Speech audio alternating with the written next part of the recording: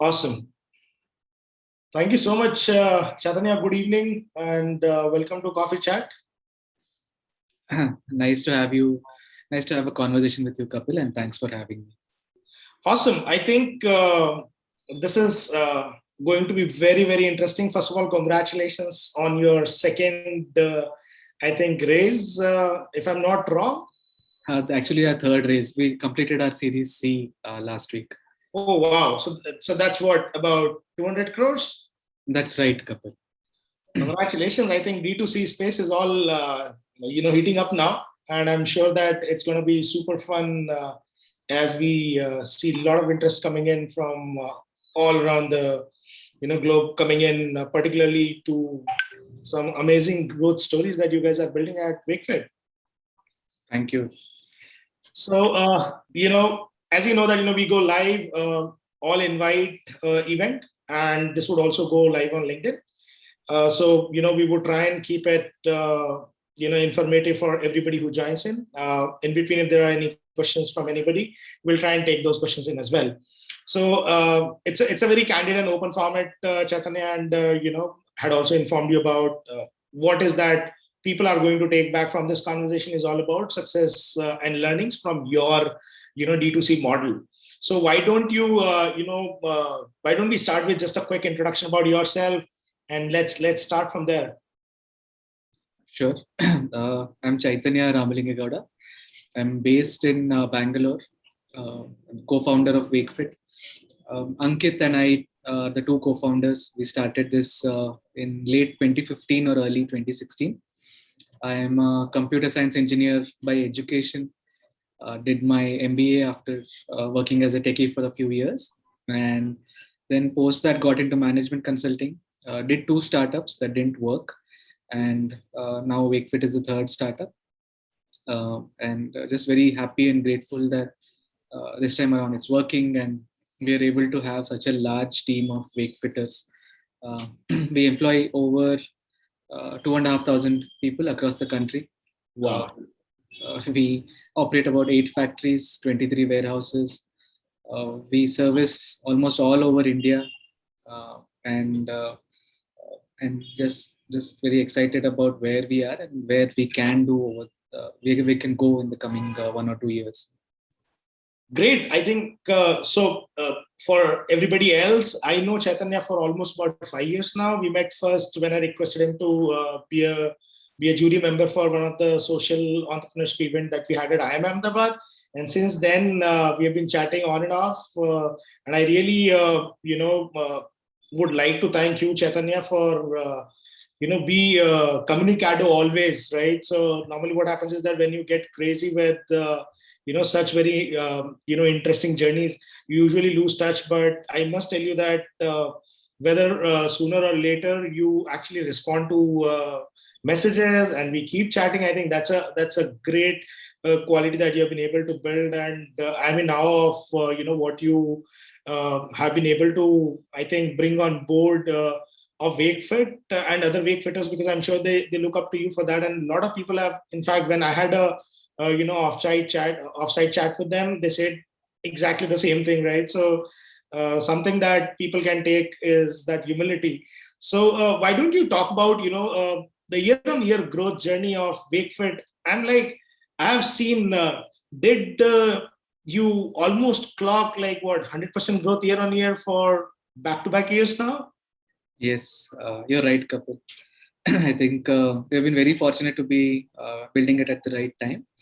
Year one was about 6 crore or so. Year two was about 27 crore. Year three was 81. Year four was 197. And year five was 416 crore. This is the 6th year of existence. Wow. Amazing. I think this is what scale is all about. So why don't we start talking about the D2C market in India, as well as what inspirations did you get from the rest of the world or global market? I was actually talking to Debbie, who heads IAOP, International Association of Outsourcing Professional, and we were in a conversation last week, and she said, Kapil, this sounds very interesting. I want to be a part of this conversation. I'm not sure if she's here, but I'm sure she would be wanting to listen to this journey. So let's talk about the D2C market in India and what inspired you from the western part. Actually, D2C market, it's been called so in the last 1 or 2 years, and it's become a big buzzword with all the media houses picking it up, running D2C events and summits and so forth. Back when we started for Ankit and me, it was nothing but trying to find a business that worked. And just like me, I had tried 2 startups which hadn't worked. Ankit had tried 1 startup and that hadn't worked. And we ended up meeting at one of the funded Sequoia startups. That's where we both had taken up a job because we had shut down our respective startups. So we didn't know where we were going to go with our lives. We didn't know what we were going to do. So when we started at WakeFit, it was just a simple germ of an idea. Can we sell mattresses online? And for decades, that product was always sold offline. And the conventional wisdom was that you can only buy it by touching and feeling it. Yeah. So when we started, nobody was buying this category online. And now we have expanded into furniture, sofa, couches, bookshelves, the whole works. But when we started in 2015 end, we had no clue where this was going. But we said we will be led by our consumers. We've tried multiple things in our previous startups. We both come from very diverse backgrounds. You understand the supply side, I understand the demand side. So can we do something about it? That was a simple idea, but to be very, very honest, we cannot take the complete credit for WakeFit's success as a team because we had worked exactly as hard in our previous startups. I would like to mention that the timing was so important. 2015 and we started, e-commerce was in a good place, but it was only for the standardized products like electronics, or it was for non-standardized but very small ticket size items like t-shirts, bags, caps. So people wouldn't mind risking 400, 300 here and there. Or they were buying only standardized electronics products like a telephone, mobile, smartphone, laptop. Even though it was expensive, it was a very standard product. It was Lenovo, it was HP, it was whichever other brand. So you trusted it and bought it. And we were here saying that it's a non-standard product and it is a high ticket size item. So we started and we saw that initial good traction, but where we really hit the next level was when in 2016 geo penetration happened. Huge internet penetration, vernacular languages, people all over, not just the tier 1 cities being able to afford data. And then the big change of people saying that, hey, I can buy even non-standardized items online. So this was a 3-year journey, 2015 to 18. So the ecosystem also played a big role in our success. But there was no one company that we could take inspiration. Kapil, unfortunately, in the US, there was a company called Casper, which started around the same time as us. They had a fairly poor IPO. They did not do well. They couldn't scale up. So we didn't have a particular role model we could look up to. So we continued to solve for Indian customers from the ground up. Oh, okay. That's very interesting. You mentioned one, timing, and two, very high ticket size. I know because I'm one of your early customers, and I was like fairly amazed.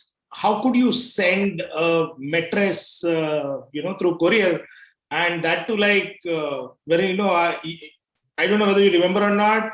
I did make sure that there are returns involved in the order that I do, and the size changes, all of that, and I was like, let me see how it works. But obviously it did take time, but I think the product has been really amazing. We have got that orthoform one, and it unfolds itself, it gets fit into the size automatically, all of that happens, right? So even I was not too sure at that point of time. Don't you think it was too risky to look at shipping something or sending a courier of like very high ticket size? Your average ticket size would be what, like 11,000, 12,000? Yes, 10, 11,000. Oh, wow. So don't you think it was too risky a proposition that you kind of, hopped onto? As direct to consumer companies, I think the biggest thing we learn is to constantly experiment, because the cost of failure is is is literally very, very small. The reason is something goes wrong, you course correct immediately. You don't have 5,000 retailers that you have to go and teach something or change a new product, or you don't have to call multiple customers to figure out what is happening. And because it's D2C, customers call themselves. If something goes right, they call and share their love. If something goes wrong, they call and they're angry at us, which is very justified. So that way, as a D2C company, you're constantly in touch with consumers. And so the second part is constantly you need to experiment. If you run like a big company where you say, I will take 9 months to launch one product, 1 year to launch a marketing campaign, that doesn't pan out at all. So what we did was initially we took a lot of these risks, right? Can we send a mattress through courier? Will it get stolen? Will somebody replace it with a fake product in between? Can we give 100-day trial policy? Will people really trust us and they'll actually honor it, or we will go bankrupt? Because we had no funding. First 3 years we were bootstrapped. Yeah. 2015 to 18. So if 100-day trial was misused by a large portion of customers, we would have actually had to shut down. But thankfully that didn't happen. 99% of customers are genuine. They're really honest. They want a product, they want to fulfill their need, they want to sleep on it, they want to sit on it, they want to buy a coffee table, they want to buy a bookshelf. Very honest. And so that gave us confidence after confidence. And all of these were experiments. They started as a small experiment. Can we give 30-day trial? When it worked, we expanded to 100 days. Can we give a no questions asked policy where we just trust them to do the right thing? Can we give a warranty of 10 years? Will people misuse warranty? Everything was a learning. We launch it, learn what happens, do people misuse, trust, and then move forward. So that is the best part that you need to keep doing as a D2C company. So in terms of your journey at WakeFit, I'm just looking at my notes that I made while researching a bit about the company. What are the kind of issues that you face more often than not, and how do you kind of focus on those customer related issues? See, invariably, customer related issues are genuine. We have taken an order saying that we will deliver at this particular time, and so something goes wrong. Floods in Chennai because of the rains, or COVID restrictions where Gurgaon especially said no trucks are going to be allowed in these city limits after X PM, 5 PM or 5:30 PM. So customers don't care about that. They are always holding us to a very high standard. They're always wanting that convenience and need because they have ordered a product trusting us. So they don't care about what restrictions, which flood, which road is broken, CAA protests last year. So they don't really care. They've placed the order, they want it, and justifiably so. They have spent hard-earned money on us. So what we end up doing is, first step, we tell them we understand and it is our mistake. We will get back to you. And invariably, customers are willing to forgive us because we are a startup. We don't give random explanations. We don't not answer the call. If they're angry, doesn't matter. We have to answer the call. If they're threatening us with court cases, doesn't matter. We still have to answer and listen and try to resolve it. But whatever else they do, we know that they're coming from a place of a genuine need. They're not angry at us randomly. So once that happens, invariably customers calm down and say, okay, I understand. Are you committing this fresh date? Tell me. I'll wait. And then they're willing to forgive. And then they come back and write a review saying that, okay, this person in the team helped us and now I'm enjoying this WakeFit product. So thank you. So that makes it worth it. And that's why we don't teach our customer facing team to be like a person who's reading from a script. If you notice our positive reviews or negative reviews, they will go and invariably take that person's name. They'll say, this person helped me out. This person really went over the board and somehow found the one SKU from that local warehouse, somehow got it delivered in time for my mother's return from hospital. Yeah. Somehow got the sofa in time for the housewarming ceremony. So that's what we like. Great. So largely logistic related issues in terms of your capacity building. So I would obviously switch on to the home interior part of, as a next one. But in terms of, delivery, is it logistic issue because of the size of the product?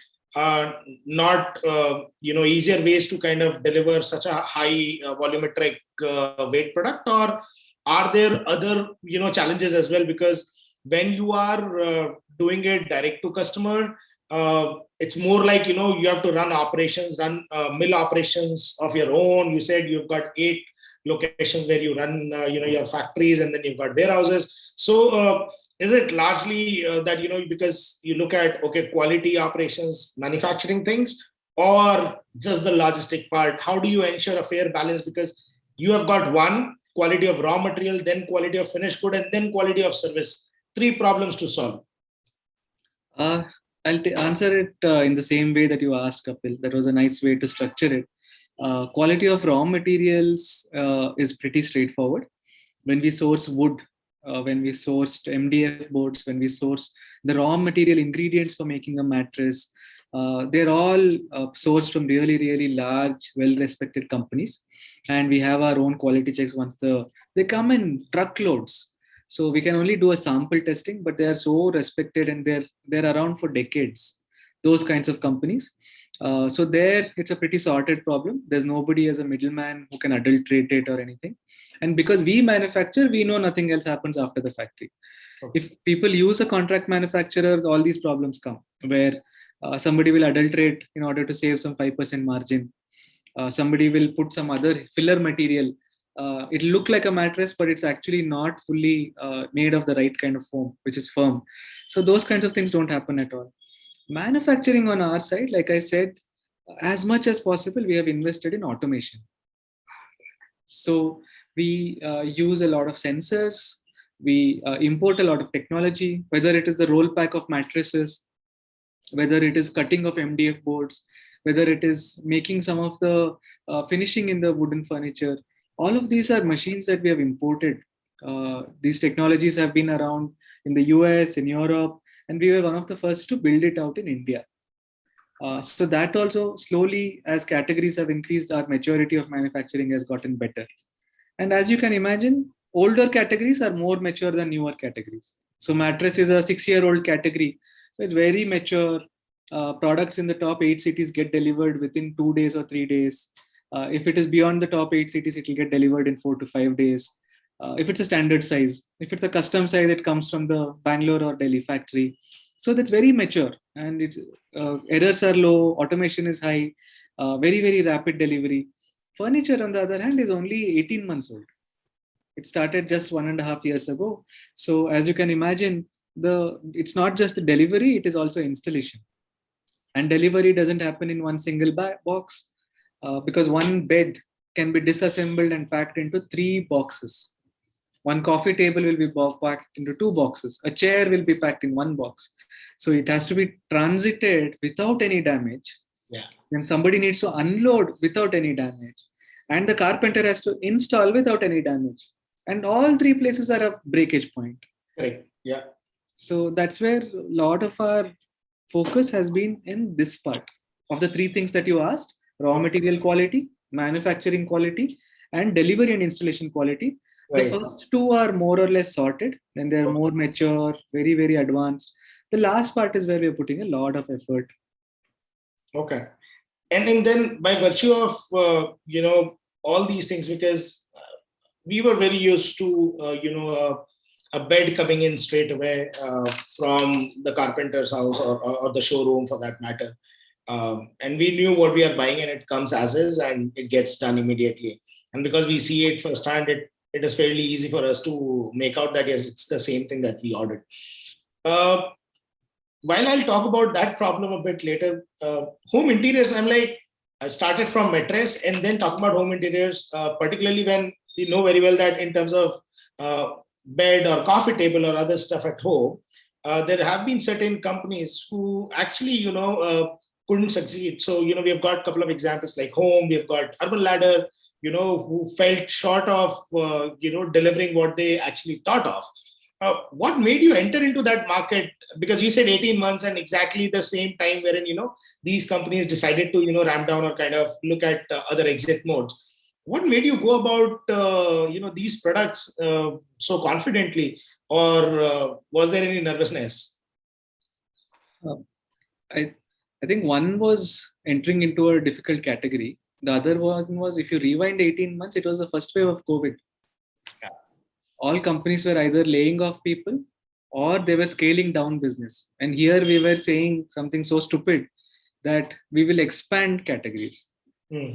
And there was no nervousness, there was a lot of excitement.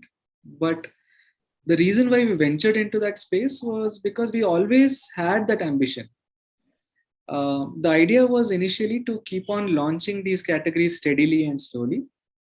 But once the pandemic hit, and if you remember, wave one, March 22nd was the initiation of lockdown. May 4th was the unlock 1.0. Yeah. So in that period, literally everybody was sitting at home. So we said, what if we are able to complete the R&D, which was spaced out over 9-10 months in the coming years, coming 9-10 months. Now we're just having no work to do. Why don't we just try finishing that? So Okay. once we finished it, suddenly when Unlock 1.0 happened, we just kept on launching. We actually imported that material, ordered that machinery during the lockdown. It came, we set up the factory, did the trials, did the prototyping, and in July we launched the furniture range.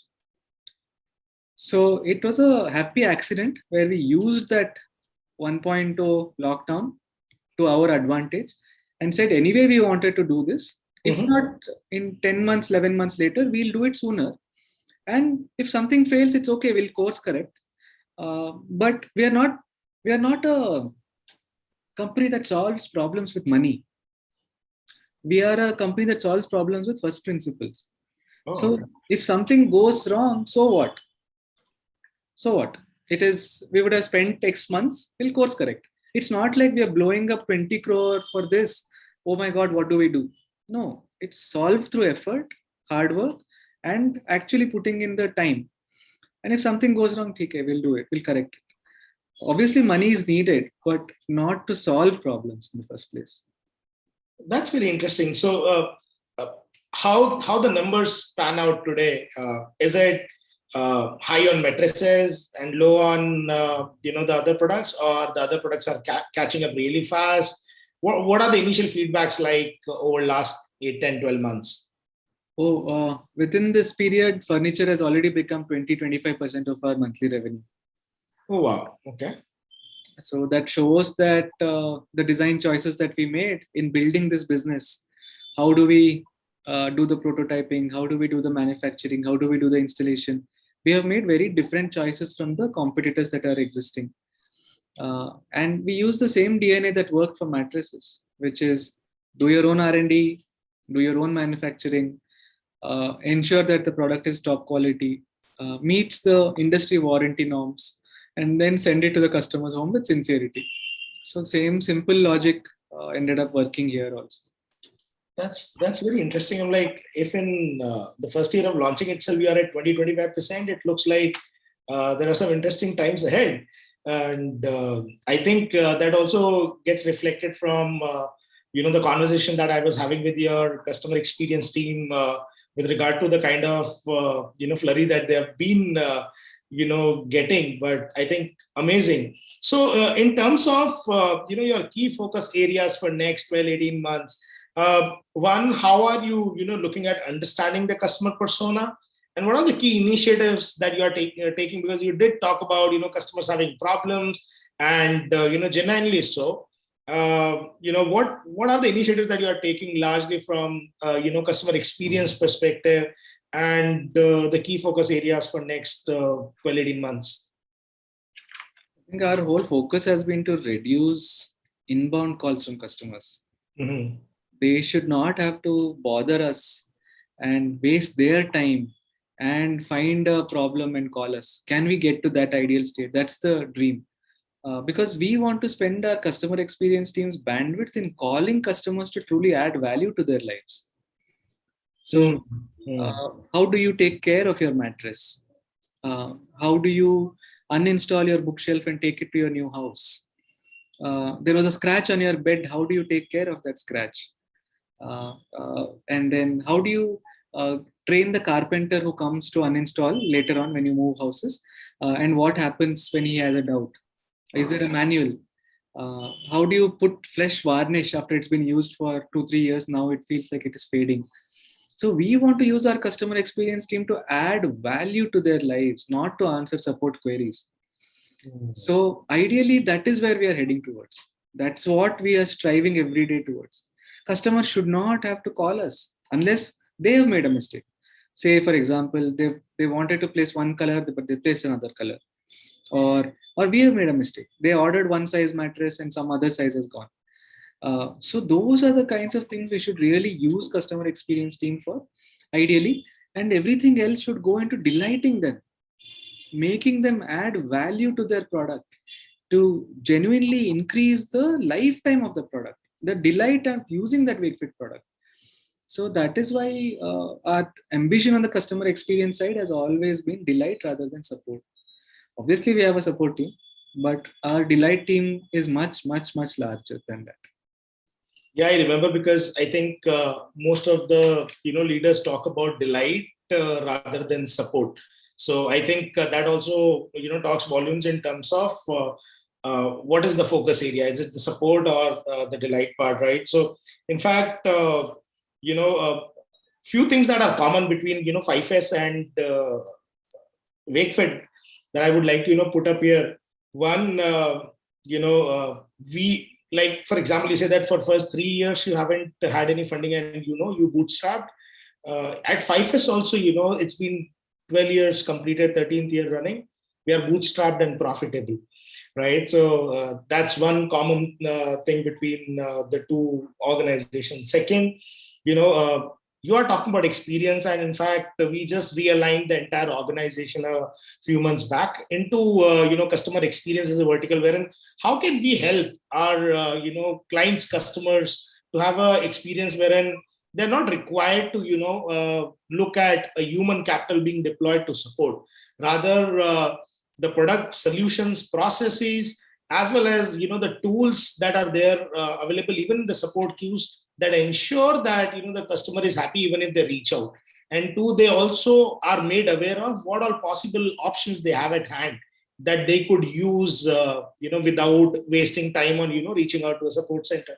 So I think these are few very interesting things that we have done as an organization, largely kind of challenging the status quo, I would say, wherein the model that we adopted about 12 years back, which was more like how would you sail through operating out of smaller towns, to today wherein all the big fours are looking at smaller towns as their operating model. So certainly it looks like the market is changing, the way people perceived the approach is changing. And I'm sure that when you entered into the market, you were the newbie, right? There were already Sleepwell of the world available, and they had made people mindset pretty much comfortable that you can walk into the showroom next door and buy it from there. True. And they did not have any option B, and you actually started as option B, and then everybody has started falling in line. Certainly you remain the leader as far as I look at the numbers. So I think this is just amazing, wherein you are talking about customer experience coming first, delight coming first rather than support, because support is obviously an outcome of something which has been missed in the entire process. So that's fairly understood. Moving to the next point, which is my favorite for this particular conversation, is one thing, if I have to look at that stands out apart from your profitability, growth, and the market that you've been able to penetrate, is your marketing ideas, man. I'm like, sleeping internship, thousands of people applying for it. What is it all about? Like, where did you get your marketing team from? Actually, we have a lot of fun building out our marketing campaigns. And usually that is a very good barometer. If we end up designing a campaign, we know that it might go viral. And we have been very fortunate to have about 4 or 5 different viral properties till now. Mm-hmm. One you mentioned about sleep internship, where we said we will actually honor and celebrate people who value their sleep, as opposed to people who keep saying that, oh, I'm successful because I sleep for 4 hours. Politicians saying that I work 18 hours. So we wanted to turn that narrative and say, boss, no, you value your sleep, you'll actually do well in your life. And how better to do it than just pay them to sleep. So we chose people from around the country who celebrated their sleep and gave them a 100-day internship, and each of them get 1 lakh rupees. So in season 1, we got about 1.65 lakh applicants, and we chose 23 sleep interns. In season 2, we got 5.5 lakh applications, and we chose 15 interns. And season 2 is currently going on. These 15 people are actually going through the 100-day period now. And similarly, we have done 2020 to Bhaad Mein Ja. We have done a Sonu Sood campaign about Sabke Ghar Ki Baat. We've done Bartan Dholiye during lockdown 1. So really, really viral WhatsApp social media forwards. And the way we did this is always to not push brand forward, but to push what the customers are feeling as the main theme. For example, when we did the Bhaad Mein Ja 2020, that campaign, it was last week of December of 2020. And people were all fed up with that year because lockdown, working from home, nobody was used to that lifestyle. You had to wear a mask everywhere. You couldn't go celebrate. So we said that was such a strong sentiment that, bhai, you just end now. 2020, you just end. So when we posted that got some 20-25 million views. Wow. And if you notice that Wakefit is there in the brand, narrative may also it is there, the animation may it is there, but we are not saying come buy Wakefit. So the narrative was mainly about what is currently troubling our customers. Similarly, in Wave 2, we did this Sonu Sood campaign, which was about Sabke Ghar Ki Baat Hai. The model there was people were helping all kinds of strangers. I was helping some stranger in Chandigarh. Some Delhi person was helping somebody in Udaipur, finding a hospital bed on Twitter, on WhatsApp. So that we wrote a poem about how some random person is helping some random person, and we are all standing for ourselves. And it's every house's story. Sabke ghar ki baat hai. And if you notice, the key message there is about home, and Wakefit is a home brand. So Sabke ghar ki baat hai. So Wakefit is present. Sonu Sood was the right person because he was helping people. We were all helping through volunteers. So the message was always about how to be part of the customers' lives, not that, "Arey Wakefit kharido." That kind of advertising is not what we want to do. Okay. And the last one that you didn't touch upon. Yeah, so that's my favorite one, which is actually even taken LinkedIn for a ride. Yeah. I think for those of you who don't know, Kapil is referring to our Kumbhakaran campaign. We created this character Kumbhakaran from and leveraged from the Ramayana, the mythology. And as you all know, he's somebody who loves his sleep. And as per mythology, he sleeps for 6 months and is awake for 6 months.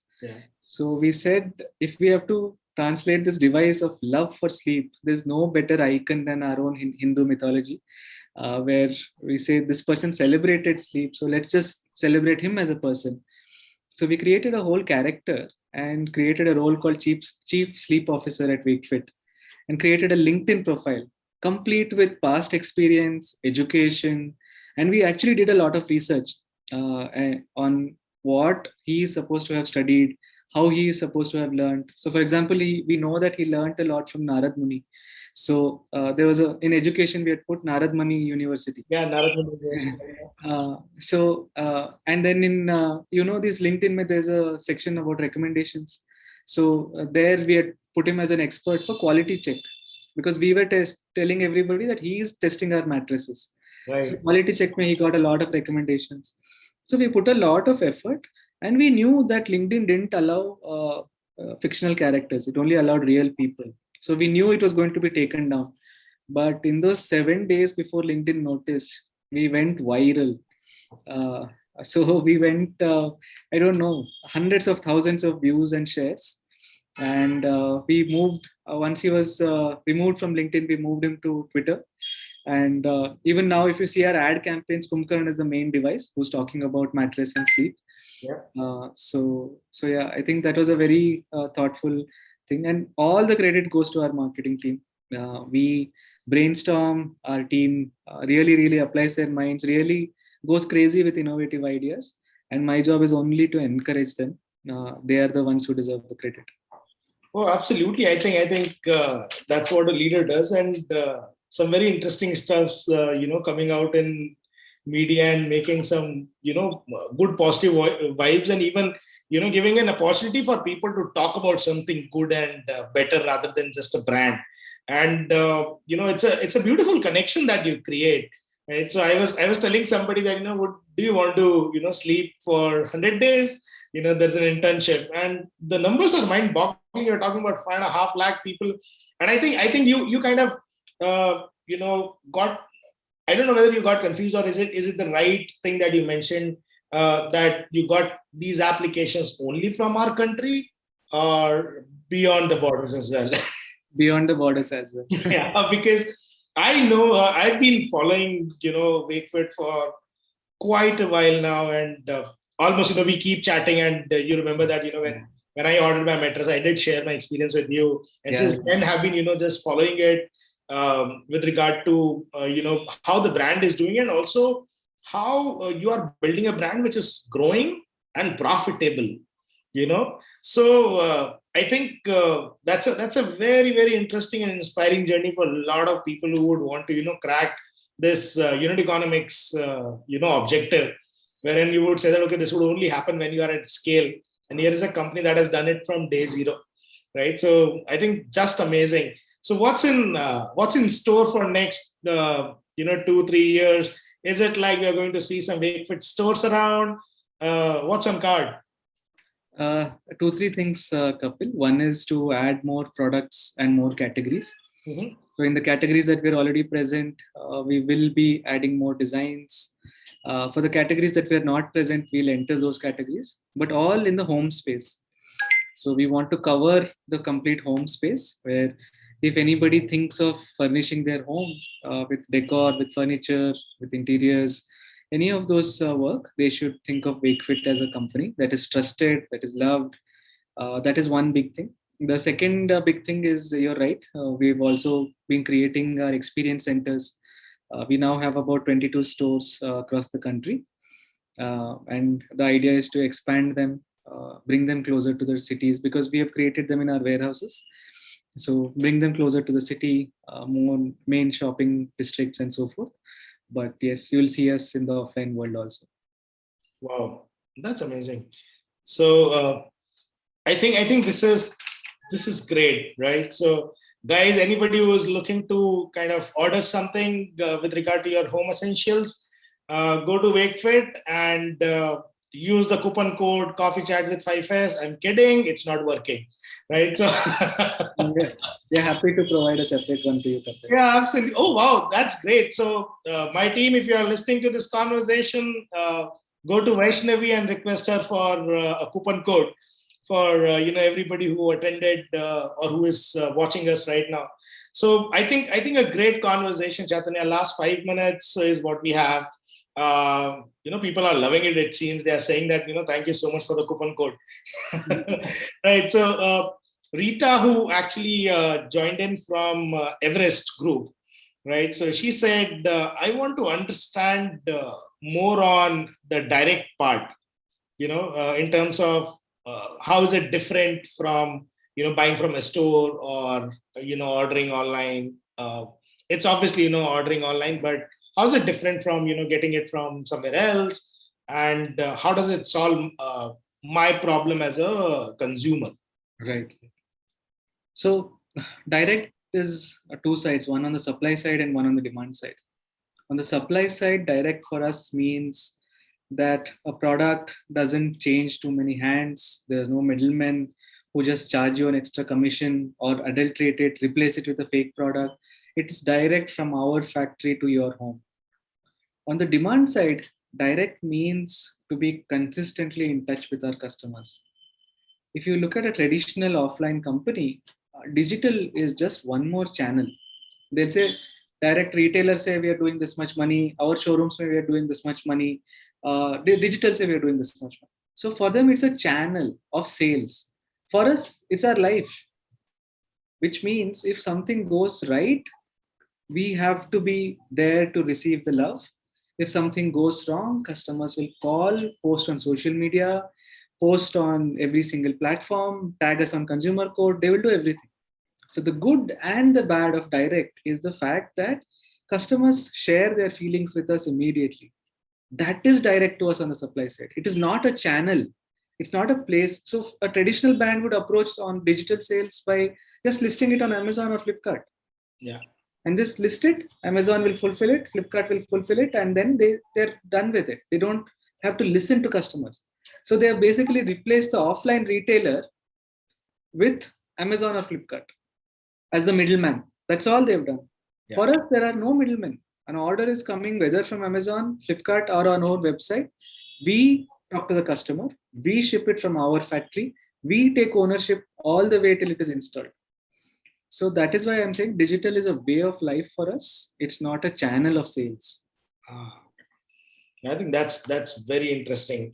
I think people are going to see a lot more of Wakefit in near future, because as you expand the product and category, it's going to be really fun.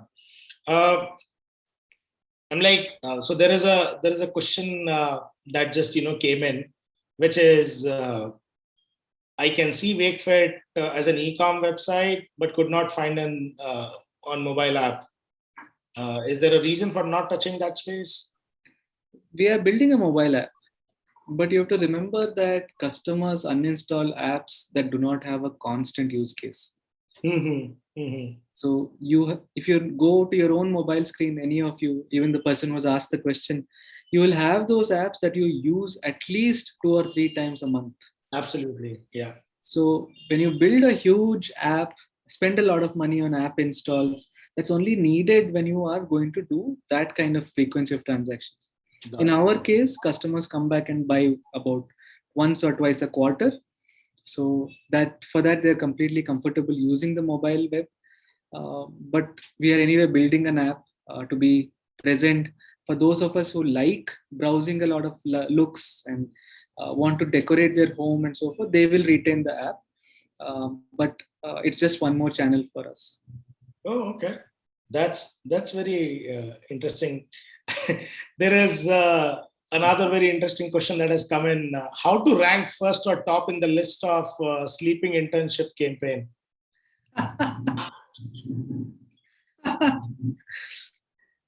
So we used to have, you can go to our website, wakefit.co/sleepintern. There is a very clear job description, roles and responsibilities, and what you need to do to apply and get in. There are some tips and tricks also, but if you have always prioritized your sleep over your boss's phone calls late at night, if you have prioritized sleep over the latest Netflix binge show, if you have prioritized sleep over randomly going out with your friends and pubbing on a Friday night, then you are the guy for us. So you should have valued your sleep over everything else. Awesome. So anyone from 5S on this chat who is watching, listening, ignore the last 1 minute. No, that's amazing. In fact, there are a lot of questions that are coming in, but I think it's just about time. And I really appreciate, your time for, this chat. And your team also, made sure that, we get around and do this. Thank you so very much, Chaitanya. It's always been a pleasure talking to you. Some very interesting takeaways, and I'm sure that people are going to love it. One very important aspect that you talked about is that there will always be problems that customers would face, but there are genuine problems that they do have. And the focus from Wakefit's side is to continue to solve them. True. Right? Thanks for having me, Kapil. And thanks to all of you for accommodating the small change at the last moment. I appreciate it. Hope it was useful. Awesome. Thank you so much. Have a good one. Take care. Thank you so much, everyone. Bye.